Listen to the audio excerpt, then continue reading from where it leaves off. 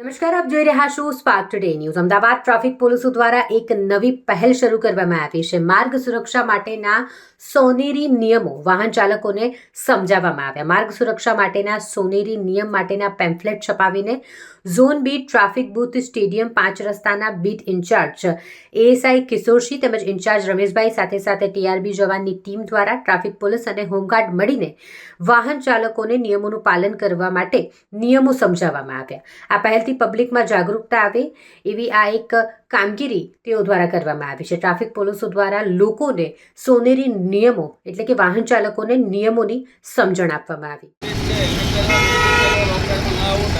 okay એ આ બાજુ આવો ને પેલો ફોટો પાડો જાઓ તો પાડો મારો લો ઇન્ચાર્જ બોલો